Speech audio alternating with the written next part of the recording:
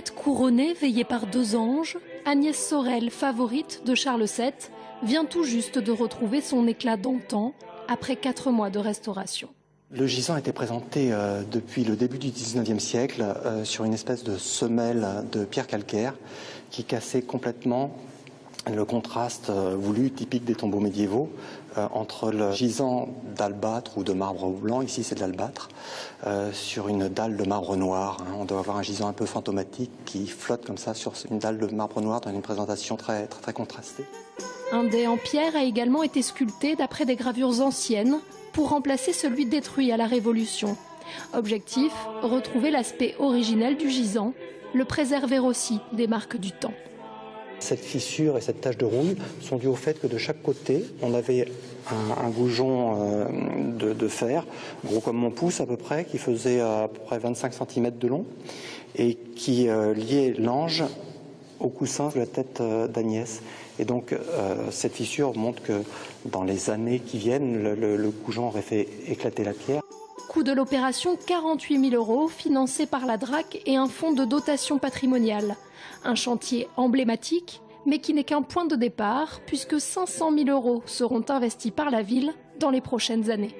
Pendant 4 ans, la ville de Loches va investir à la restauration de cette collégiale, en particulier des éléments qui sont les plus fragilisés, sa toiture. Et donc là, l'idée, à travers cette restauration d'Agnès Sorel, c'était de mettre un coup de projecteur autour de cette campagne beaucoup plus large sur un monument qui touche énormément les Lochois et qui a une empreinte importante au sein de notre patrimoine et de notre paysage. Chaque année, près de 250 000 personnes viennent admirer la sépulture de la Dame de Beauté, classée monument historique. Un château, des princes et une princesse. Loches avait ce week-end des airs de contes de fées.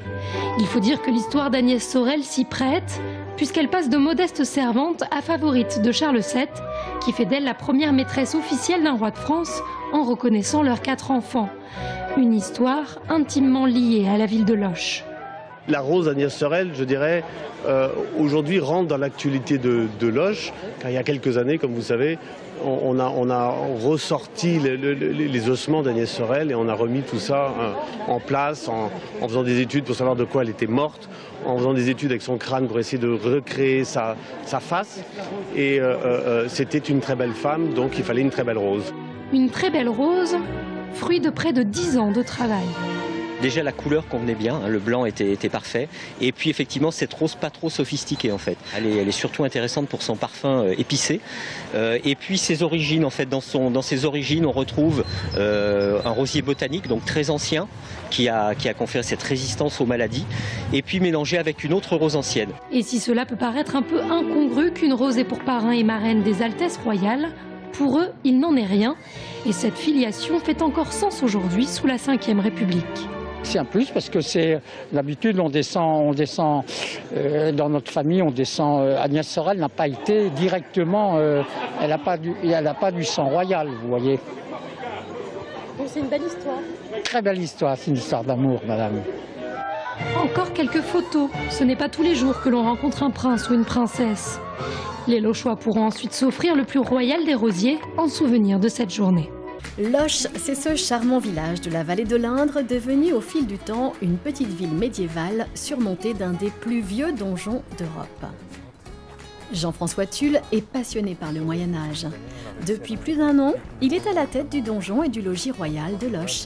Cette ville d'art et d'histoire dont le nom est intimement lié à l'histoire de France.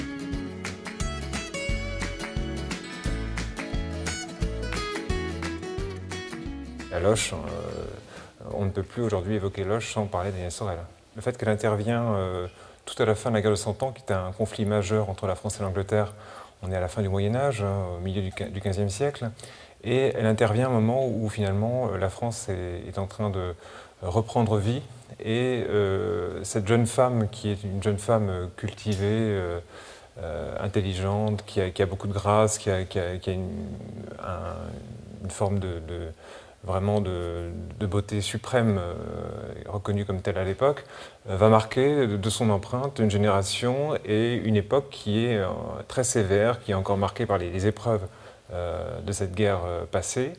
Et sa présence à la cour de Charles VII et son empreinte sur les arts, et notamment sur les parures, les costumes, va apporter une sorte de bouffée d'oxygène.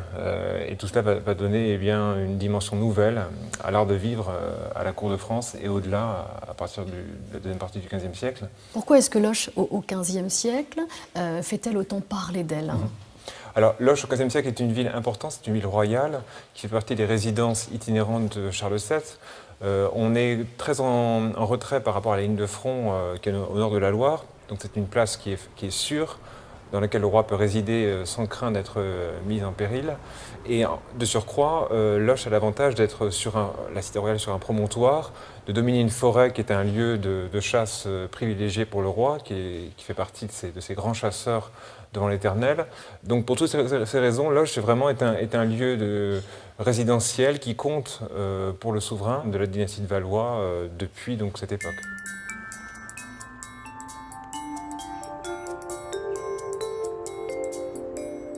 Aussi charismatique, importante soit-elle, Agnès Sorel a pourtant une vie très courte. Alors Agnès Sorel est une sorte de météore dans le paysage de l'époque, puisque sa relation avec Charles VII dure à peine 7 ans. Et pendant ces 7 ans, ça va néanmoins être une sorte de feu d'artifice, puisque non seulement elle va révéler le roi dans sa fonction, sa dimension de souverain, un souverain qui était timoré, qui était indécis, qui était mélancolique, va devenir un souverain qui va prendre en main son destin, qui va reconquérir le royaume, qui va développer l'économie, qui va relancer l'activité en France. Et cette jeune femme, finalement, va le révéler en tant que telle et va aussi participer à l'essor des arts, à l'essor de l'industrie, notamment de l'industrie du luxe, qui était un élément important dans le redécollage économique de la France à l'époque. Et donc, elle a un rôle vraiment qui est inversement proportionnel finalement à la brièveté de sa relation et de sa vie. C'est ici, dans ce logis royal de Loches, qu'Agnès Sorel et Charles VII ont passé quelques-unes des plus belles années de leur vie ensemble. C'est pas une petite servante qui va trousser comme ça dans un coin. Elle est la beauté faite femme. Un duo érotique, adepte du Kama Sutra. Agnès Sorel ne s'est pas contentée de faire un roi heureux. Elle l'a remis au combat, comme l'avait fait d'ailleurs Jeanne d'Arc. Nous allons voir que c'est certainement cette influence auprès du roi qui a précipité sa fin tragique. Agnès Sorel, la première maîtresse royale de l'histoire de France. En 1443, Charles VII s'éprend de la très belle Agnès Sorel. L'appétit effréné du luxe et des fêtes reprennent.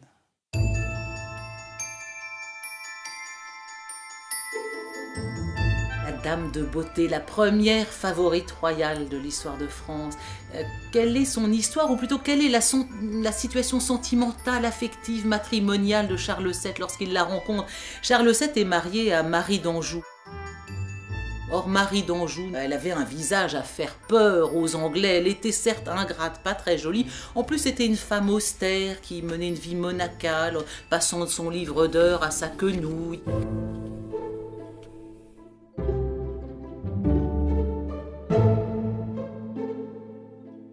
Et puis elle était très fatiguée physiquement parce qu'à 35 ans, Charles VII lui avait quand même fait près de 14 enfants.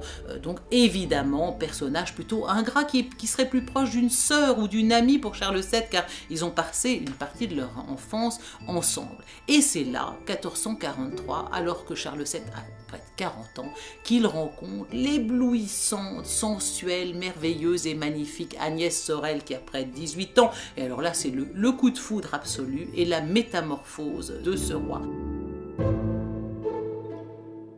Toujours est-il que du jour au lendemain, Agnès Sorel va métamorphoser le roi, il va changer du tout au tout. Et là où on avait avant ce triste petit roi de Bourges, un petit peu réservé, n'aimant pas tellement la vie, plutôt tristounet, eh bien, du jour au lendemain, il va être transfiguré. On a une sorte de guéluron qui, entre Châlons et Nancy, se met à danser, participe à des tournois. On imagine ce Charles VII révolutionné par sa rencontre, qui enfin découvre l'amour. On l'imagine allant cueillir des fleurs avec sa douce dans les prés. C'est certainement ce qui s'est passé. Alors du coup, il en fait une suivante royale et il est incapable de lui refuser quoi que ce soit. Il va dépenser des fortunes, des milliers d'écus d'or pour la couvrir de bijoux. On raconte d'ailleurs que c'est à elle qu'il offrit le premier diamant taillé de l'histoire de France. Elle va avoir une influence sur lui immense, en tout cas au plan psychologique. Après, les historiens s'interrogent sur le fait de savoir si elle a véritablement une influence politique sur Charles VII. Mais en tout cas, psychologiquement, c'est une révolution de palais, cette rencontre entre ce triste roi de Bourges et cette jeune femme ravissante. Révolution de palais. Rien n'est plus près de la vérité. Agnès Sorel, qui aime le luxe, remarque Jacques Coeur et les trésors inouïs dont ses magasins sont remplis. Entre elle et lui se noue une forte estime, une amitié même, qui pousse Agnès Sorel à faire entrer Jacques Coeur au sein du petit parti de la coterie, d'habiles gestionnaires qu'elle introduit auprès du roi. Alors que tout semblait aller pour le mieux, le 9 février 1450, Agnès Sorel meurt alors qu'elle donne le jour à un enfant prématuré.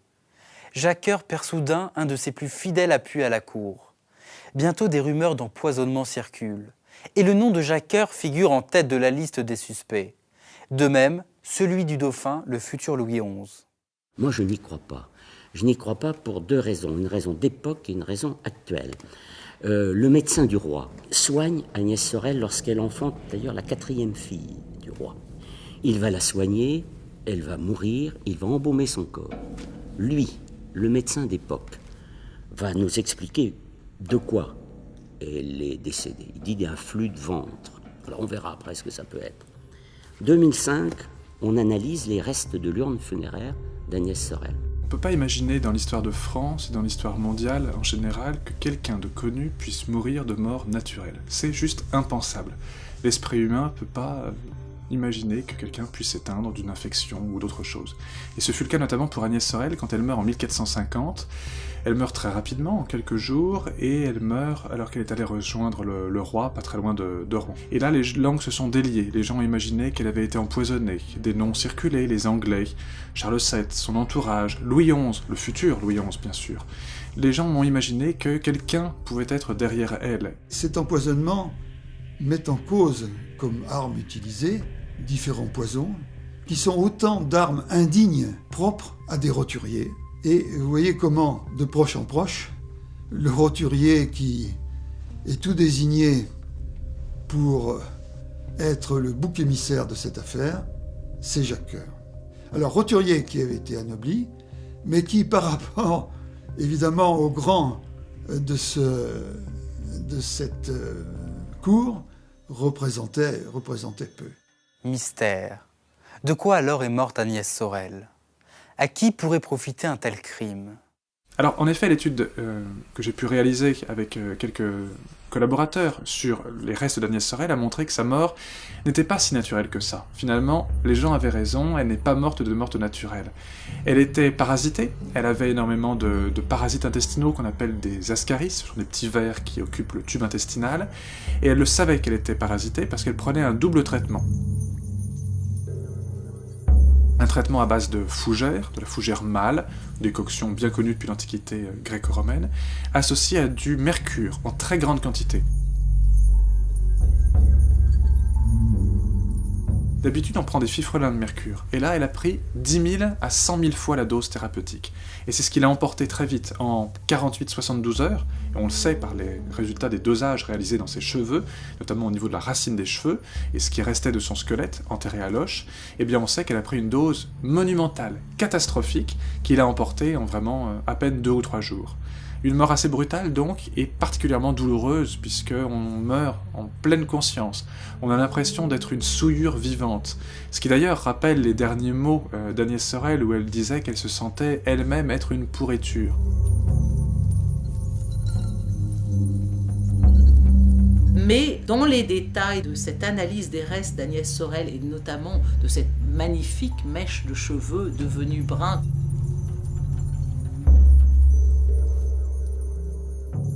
C'est d'une part que dans ses cheveux, on a retrouvé des escarbilles d'or, des particules d'or qui donnent à penser qu'elle a été inhumée avec une mantille d'or qui s'est désagrégée avec le temps. Et puis par ailleurs, chose que je trouve extrêmement amusante, c'est que le docteur Charlier a pu reconstituer le crâne d'Agnès Sorel.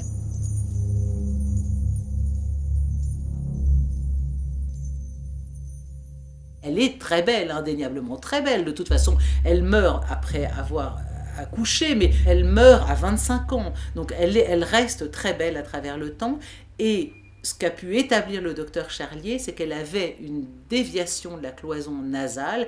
Donc dame de beauté à la plastique merveilleuse indéniablement, il n'en demeure pas moins que selon toute probabilité, elle ronflait. Un léger ronflement ne peut suffire à excuser un crime. D'autant que malgré les rumeurs, il est tout à fait impossible de penser que Jacques Coeur ait pu être l'amant de la dame de beauté.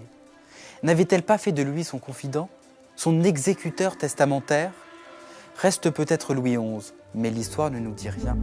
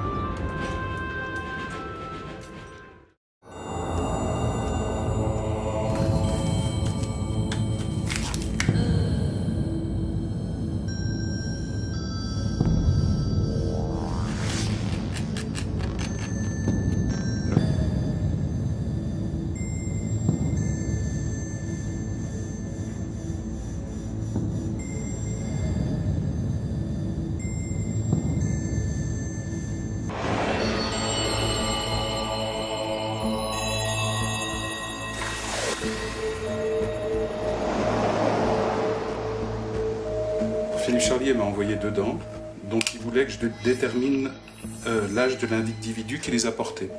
Alors la méthode qu'on utilise, c'est la méthode des anneaux du sément. Le sément étant le tissu qui recouvre la racine au fur et à mesure du temps pour compenser l'élargissement de l'alvéole qui est le contenant de la dent.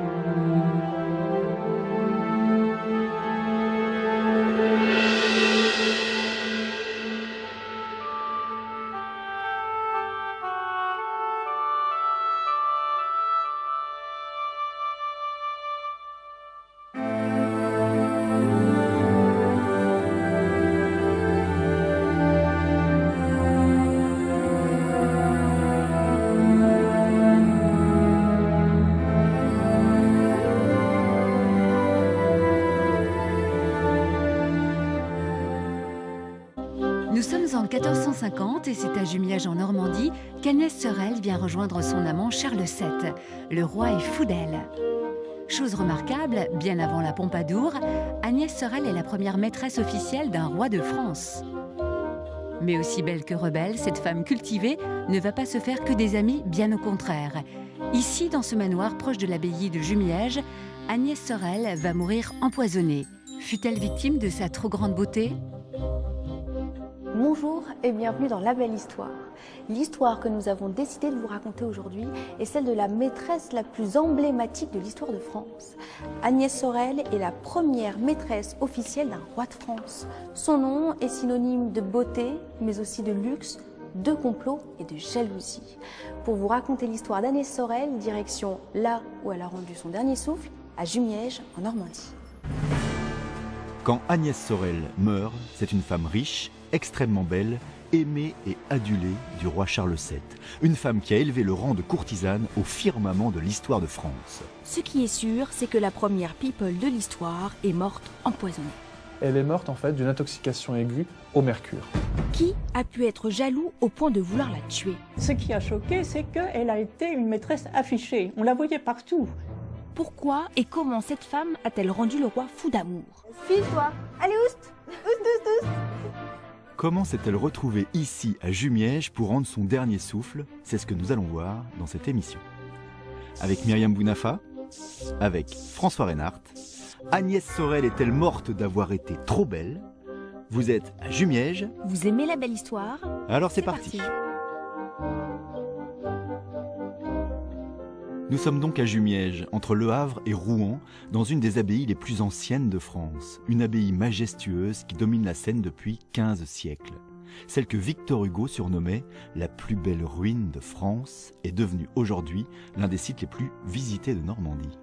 Au pied de l'une de ces tours, un cœur était enterré. Celui d'Agnès Sorel, la dame de cœur et de beauté, la maîtresse officielle de Charles VII. Un cœur au pied d'une abbaye, comme la dernière preuve d'amour d'un roi à sa maîtresse bien-aimée. Le tombeau était ici en fait. Mais en fait, il n'est plus là. Non, maintenant c'est les airs de folle et, oui, faut l'imaginer, et les quoi. feuilles automnales qui les remplacent. D'accord. Mais il faut l'imaginer ici. Donc il ne reste plus rien Non, sauf la dalle qu'on va voir, oui, effectivement. Le reste a disparu. Un tombeau digne d'une reine, aujourd'hui préservé dans ce logis abbatial, l'ancienne résidence des abbés. Voilà la fameuse plaque tombale, en marbre noir. Du marbre noir et une épitaphe digne des plus grands. Sigy, noble damoiselle Agnès Sorel, en son vivant dame de beauté. Alors piteuse entre toutes gens et qui largement donnait de ses biens aux églises et aux pauvres. Priez Dieu pour l'âme d'elle. Amen. Le cœur était sous la dalle ici à Jumièges, le corps est à Loches. Et c'est un prulaire réservé aux puissants et aux saints.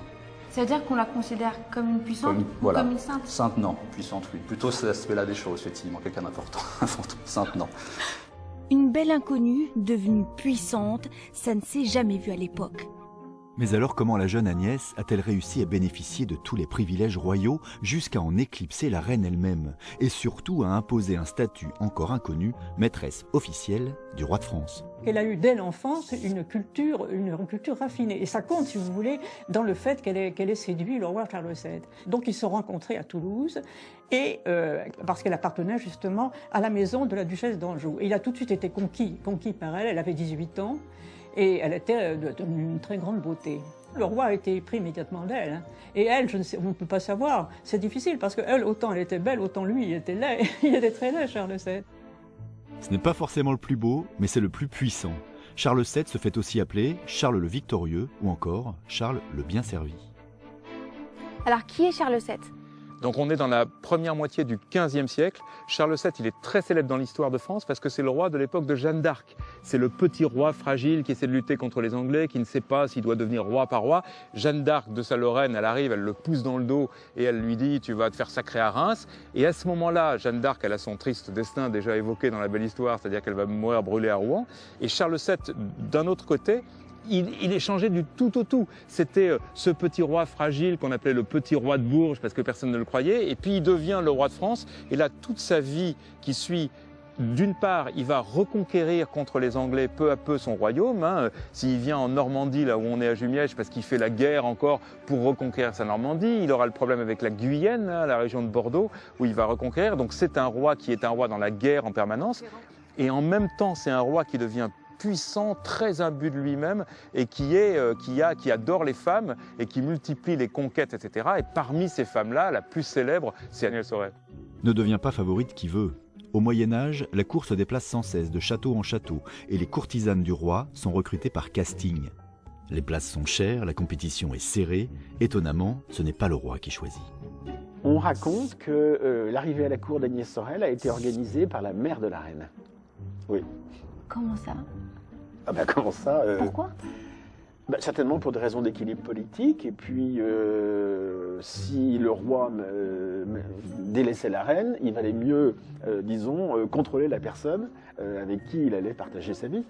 En plus, comme elle était très intelligente, Agnès Sorel, au lieu de se heurter à la reine, de manifester une hostilité ou une arrogance vis-à-vis de la reine, elle était au contraire très déférente, presque amie de la reine. Elle a très bien su s'introduire à la cour, aussi bien auprès du roi qu'auprès de la reine. C'est le moment où la favorite, au fond, devient une deuxième reine, et même plus importante que la reine légitime. La reine légitime étant réduite à son rôle de génitrice. N'oubliez pas que Marie, la femme de Charles VII, a fait 14 enfants, ce qui n'est pas peu même pour l'époque. Damoiselle Sorel a le beau rôle et elle va en profiter. Pour plaire, elle va y mettre les moyens. Elle s'épile le front et les sourcils pour mettre en valeur son regard et elle se choisit des robes précieuses au décolleté plongeant. Agnès est sûre de ses atouts charmes. Elle va devenir le canon de la cour. Guillaume et Anaïs, passionnés de Moyen-Âge, reviennent sur la mode de l'époque. Et ça, c'est des belles robes.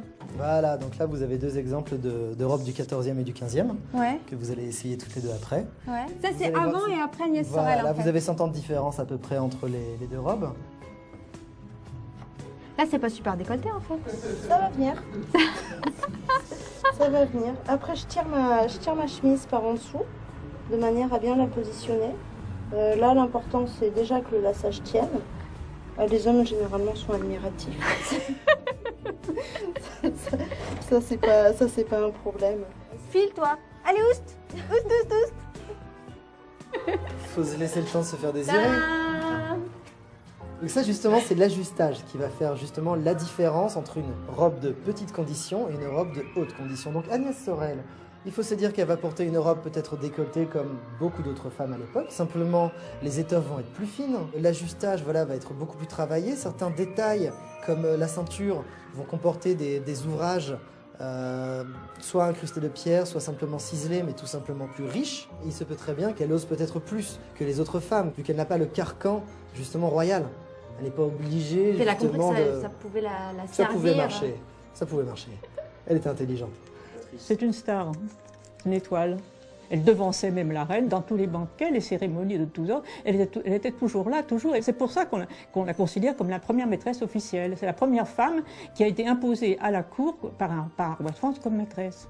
Elle a 18 ans, elle a du cran, du caractère et un statut de premier rang inédit à l'époque. Mais elle ne sait pas encore que c'est ce statut précisément qui la mènera jusqu'à la mort. Le fait qu'elle soit la maîtresse du roi, ça l'expose ou alors ça la protège? Les deux, c'est-à-dire qu'à la fois elle est protégée parce que elle va être sa maîtresse pendant très longtemps quand même, hein. Et donc à la fois ça la protège parce que le roi la protège, le roi Charles VII, parce que c'est sa favorite, qu'il l'adore, qu'il est prêt à tout pour elle, qu'il dépense des fortunes, etc. Et puis en même temps ça l'expose parce que ça l'expose aux jalousies d'autrui. La chouchoute du roi. Agnès a droit à des avantages en nature et des privilèges, bijoux, argent, châteaux et fourrures. Elle a acquis par la beauté ce que les autres espèrent par héritage. Elle mène une vie très luxueuse. On raconte qu'elle a possédé l'un des premiers diamants qu'il y a eu en Europe. Elle avait, disons, Le roi la gâte, quoi. Énormément. Le roi la complète présent et en particulier lui donnait des châteaux. Et ces châteaux, ce n'étaient pas des propriétés, des manoirs, des propriétés de plaisance, c'était des places fortes, des places militaires. Il a commencé par lui donner le château de Beauté qui appartenait au trésor royal, et c'est pour ça qu'on l'a appelée la Dame de Beauté. Ensuite, il lui a donné d'autres propriétés en Rouergue, en Berry, en Normandie. C'était chaque fois des places militaires et que ces brillants capitaines avaient conquis sur les Anglais, et dès qu'il y en a une qui était conquise, il a donné à Agnès Sorel. Alors elle se trouvait à la tête d'un patrimoine militaire, de fief, comme elle était devenue une féodale, elle avait des fiefs. Alors c'était une outrance bien plus grande que découverte de bijoux. Et féconde en plus de ça. Agnès donne 3 filles à Charles VII, même si c'est pas évident sur le tableau, et grande nouveauté dans l'histoire de France, le roi va reconnaître ses bâtardes, de quoi susciter les médisances. Est-ce que vous pensez qu'elle a pu s'attirer des ennemis? Elle a certainement été dans une époque troublée, et de par son statut, elle devait être enviée, et elle devait avoir certainement beaucoup d'ennemis. D'autant que le roi Charles VII est en pleine reconquête de la France et la laisse souvent seule. En 1450, il est à Jumièges, personne ne se doute encore de ce qui va s'y jouer, c'est là qu'Agnès Sorel va venir et mourir. Et donc le roi il est arrivé ici, dans quelles circonstances? Alors donc il s'apprête à faire le siège d'Harfleur dans l'embouchure de la Seine, qui était un port encore aux mains des Anglais, ça a toute fin la guerre de 100 ans. Et en passant, donc il passe dans son habit royal, il fait une pause ici, et Agnès le rejoint quelques temps plus tard. Il avait envie de le voir apparemment. Ouais, donc ici c'était un peu son quartier général. Oui c'est sa base arrière, avant qu'il s'approche d'Harfleur. Pourquoi, en plein hiver, Agnès Sorel décide-t-elle de rejoindre son roi? Enceinte de 7 mois, elle va parcourir plus de 350 km en diligence. Elle arrive sans être annoncée à Jumièges, une femme dans une abbaye, impossible. Le roi la loge à 2 pas, au manoir de la Vigne, que son dernier propriétaire, Marc, restaure aujourd'hui. Moi, je pense qu'elle est venue entendre la messe tous les matins, de son arrivée jusqu'au moment où elle est tombée malade. Hein. Alors dans quel état Agnès Sorel arrive ici? D'après les différents livres, les ouvrages qui ont été publiés récemment, elle était très fatiguée. Donc, elle a une grossesse qui est difficile. 2, c'est un trajet qui est quand même très long. Et 3, on est dans une très mauvaise saison, puisque apparemment elle est venue de la vallée de la Loire au mois de janvier. Enceinte, fatiguée par un voyage éprouvant sous la neige et surtout malade, Agnès Sorel ne profitera pas longtemps du manoir ni de son bien-aimé. 3 semaines seulement après son arrivée, elle va se sentir mal, très très mal. Après quelques jours d'une terrible agonie, Agnès meurt la nuit du 9 février 1450 dans cette petite chambre isolée. Alors vous voyez, elle est saisissante la chambre. Et puis c'est un sacré volume. Ah mais les pièces sont toujours très très grandes à l'époque. Le lit est proche de la cheminée. Peu d'ouverture pour garder le maximum de chaleur, donc il n'y a qu'une seule fenêtre. Que s'est-il passé dans cette chambre? Qu'est-ce qui a pu terrasser aussi vite cette jeune femme de 28 ans? Pour le savoir, en 2004, le professeur Philippe Charlier fait rouvrir le tombeau d'Agnès et fait analyser les restes de sa dépouille. On s'est rendu compte qu'il y avait énormément d'œufs d'ascaris. Ce sont des œufs qui correspondent à un verre blanchâtre qui fait de 4 à 20 cm à peu près et qui parasitent complètement le tube intestinal de l'individu. Donc en pratique, elle avait des parasites intestinaux et sanguins et du corps entier. Elle était traitée en conséquence, mais le traitement qu'elle a pris à la toute fin de sa vie a été beaucoup trop excessif, beaucoup trop grand, beaucoup trop toxique, et ça a fini par l'emporter en 48-72 heures. Elle est morte en fait d'une intoxication aiguë au mercure. Agnès a donc reçu un traitement médical au mercure, un traitement commun au Moyen-Âge pour se soigner des parasites. Une première hypothèse sur sa mort étrange apparaît alors. Et si, ce jour-là, son médecin avait eu la main un petit peu trop lourde et s'était trompé dans les doses? Soit c'est un accident thérapeutique, malheureusement ça arrive. Celui qui fabrique les potions, un apothicaire ou un aide-préparateur, peut s'être trompé d'une dose de dilution. C'est quand même beaucoup. On peut se tromper du simple au double, mais se tromper de 10 000 à 100 000, c'est quand même monstrueux comme erreur. 10 fois la dose, ça ressemble davantage à une mise à mort qu'à un simple traitement. Agnès Sorel a donc bien été empoisonnée, mais par qui? Tous les soupçons sont permis à présent. Agnès est très jalousée et ses proches avaient tous un intérêt à la voir disparaître. Quand elle est morte et qu'on a dit tout de suite qu'elle avait pu être empoisonnée, on a pensé que c'était justement une vengeance de tous ces grands capitaines, de tous ces féodaux qui se voyaient distancés par cette Péronnelle. Il y a également un homme avec lequel Agnès Sorel était en guerre. Le dauphin Louis XI, le fils de Charles VII, était très jaloux de celle qui avait pris le cœur de son père. Il pouvait alors apparaître comme le coupable idéal. Louis XI, c'est-à-dire à ce moment-là le dauphin, le fils de Charles VII, qui détestait, comme tous les fils détestent les maîtresses de leur père, qui détestait Agnès Sorel, qui avait eu plusieurs altercations avec elle au point, on dit qu'il l'avait giflé, mais enfin, ou qu'il l'avait poursuivi de son épée. En tout cas, il y avait une altercation assez sérieuse. Louis XI a l'habitude d'éliminer ses rivaux, mais ce ne sont pas les méthodes d'assassinat utilisées à l'époque, lorsqu'on est fils de roi. À la cour de France, il y avait eu des morts, enfin, ils se tuaient les uns les autres, mais toujours par une arme noble, par le poignard, mais pas par l'empoisonnement. L'empoisonnement paraissait une affaire de faquin, oui. Mais alors quelle piste suivre? L'affaire Sorel s'avère compliquée à résoudre. Si ce n'est ni le médecin de famille, ni le fils du roi, ni les capitaines jaloux de ses fiefs, qui reste-t-il? Qui aurait pu en vouloir à la belle Agnès au point de la tuer? On peut dire aussi qu'elle a été empoisonnée par une rivale. Parce qu'effectivement, comme je vous disais, elle était très, très bonne, très gentille. Elle avait une cousine qui était très belle aussi, qu'elle a introduite à la cour en tant que sa suivante à elle, et pour lui faire une carrière, ça. Et cette jeune femme n'a pas tardé à séduire Charles VII, qui, comme je vous disais tout à l'heure, était très paillard, il les voulait toutes. Alors bon, il a certainement une liaison avec cette Antoinette de Meilleraye, oui c'est ça, Antoinette de Meilleraye. Alors peut-être que par jalousie, justement, cette Antoinette de Meilleraye, mais ça me paraît, d'après la suite du récit, ça paraît pas vraisemblable. Même la jalousie féminine n'a pas été prouvée. Seule certitude, la favorite dérangeait. Elle aurait pu être assassinée plusieurs fois si l'on compte tous ceux qui lui jetaient des regards noirs. Moi, je n'ai absolument aucune conviction intime. Je suis d'une objectivité, d'une froideur scientifique. Pour moi, elle est morte d'une intoxication aiguë au mercure. Savoir qui lui a donné, c'est pas mon problème. Une jeune femme enviée de tous, fauchée par la mort, empoisonnée. Pour quelle raison, au final, le mercure a-t-il refroidi son cœur? Je dirais qu'elle est morte d'avoir été trop belle et d'avoir suscité énormément de jalousie. Elle a eu une influence qui était beaucoup trop importante vis-à-vis de Charles VII, qui était bénéfique au début. C'est elle qui lui a fait rencontrer Jacques Coeur, c'est elle qui a fait rentrer véritablement la Renaissance italienne jusqu'en France. Il n'y aurait pas eu de Renaissance sans Agnès Sorel, du moins beaucoup plus tardivement. Agnès Sorel ne sera pas morte pour rien. Empoisonnée à 28 ans, elle aura eu le temps d'une courte vie pour réussir son coup, entrer dans l'arbre généalogique, ne plus être considérée uniquement comme une maîtresse, mais comme une aïeule officielle au sein même des plus grandes familles de France, dont celle que nous connaissons très bien. Ça, c'est toute la descendance d'Agnès Sorel. Uniquement par une de ses filles. Donc elle a 3 filles, et la 3e, Charlotte, épouse un Normand, Brézé. Ce ménage aura un fils, Brézé, qui sera le mari de Diane de Poitiers. Et on a la plupart des familles royales ou impériales européennes. C'est une descendance très très variée.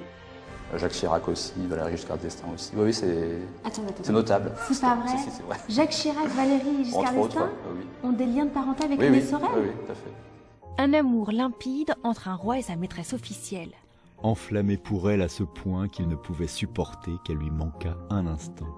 Et une mort au mercure qui reste un mystère encore aujourd'hui. L'influence de la première maîtresse officielle d'un roi résonne encore autour de l'abbaye de Jumièges.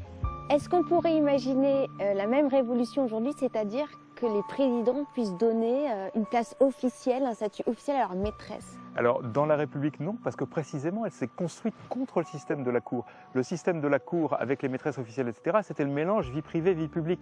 Les rois, il n'y avait pas de vie privée, vie publique. On connaissait leurs maîtresses, on savait comment ils couchaient, etc., toutes leurs histoires de santé, etc. Et la République, elle s'est faite sur, désormais, c'est fini. La République, c'est la raison, c'est-à-dire tout le peuple français élit un homme dans sa raison et sa vie privée ne doit pas compter. Donc, c'est pour ça que la République ne donne pas, par exemple, de statut à la femme du chef de l'État. Il n'est pas clair du tout, parce qu'officiellement, on a voté pour une personne, on n'a pas voté pour deux. Alors évidemment que les présidents de la République, ou les hommes puissants, aient des femmes et des maîtresses, etc., ou j'espère quand un jour il y aura une femme présidente de la République, qu'elle aura des maris, des amants, etc. Tout ça, c'est très bien et c'est très normal, mais en principe, on ne doit pas le savoir. C'est ça l'idée. Avec Agnès Sorel, les sentiments du roi donc auront pris le pas sur le protocole. Les familles Bourbon, Clermont-Tonnerre, les familles Chirac, Giscard d'Estaing, ainsi que toutes les têtes couronnées d'Europe peuvent lui dire aujourd'hui merci. La belle histoire, c'est terminé pour aujourd'hui. Vous en savez désormais un peu plus sur la belle Agnès Sorel, cette maîtresse qui a été traitée mieux qu'une reine.